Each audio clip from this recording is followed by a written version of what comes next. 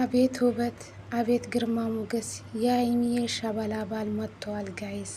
መቼ ያገባ ባል ምትይ እንዳትሉኝ፣ ወደፊት ይጋባሉ እርግጠኛ ነኝ። ሀይሚና ብሩኬ ይጋባሉ፣ ልጅ ይወልዳሉ፣ መቼም አይቀርም ጋይስ። ሰላም ሰላም፣ ጤና ይስጥልኝ ውድና የተከበራችሁ ቤተሰብ እንዴት ናችሁልኝ? ካች ብዬላችሁ ብሩኬን ይዤላችሁ መጥቻለሁ።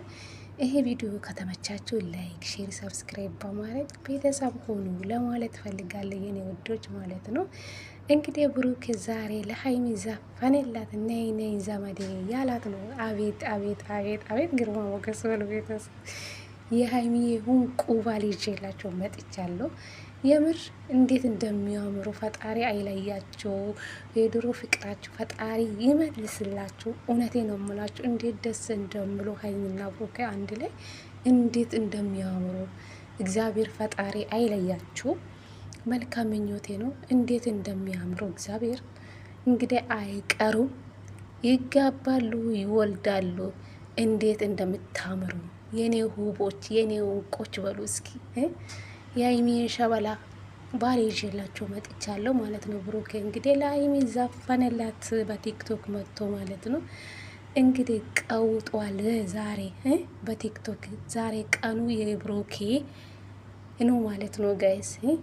የሀይሚ ሸበላ ባል መጥቷል። እንግዲህ እኔም ደግሞ ይዤላቸው መጥቻለሁ።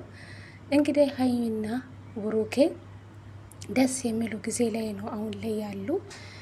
በትንሹ ጎጆ ቆንጆ ፍቅር እያሳለፉ ነው ያሉ ማለት ነው። እና ለትንሽ ጊዜ እዚህ ጋ ነው የድሮ ፍቅራቸውን መመለስ ያለብን በማለት ነው። እንግዲህ እስካሁን ወደ ራሳቸው ቤት አልተመለሱም። ግን ብሩኬ የራሱ ቤት ሆኖ ነው እንግዲህ ይህ ሙዚቃ ለሀይሚ እየዘፈነላት የለቀቀው ማለት ነው። እነሱ ያሉ ሌላ ጎጆ ነው። እዚህ ጋር የዘፈነ በራሳቸው ቤት ነው። ግን በጣም ነው የምታምረው። ፈጣሪ አይለያችሁ የኔ እንቆች፣ የኔ ውዶች ማለት ነው። ሀይሚና ብሩኬ ትለያላችሁ የኔ ቅመሞች። እንግዲህ የሀይሚ እንቁ ንጉሶ ይዤላቸው መጥቻለሁ።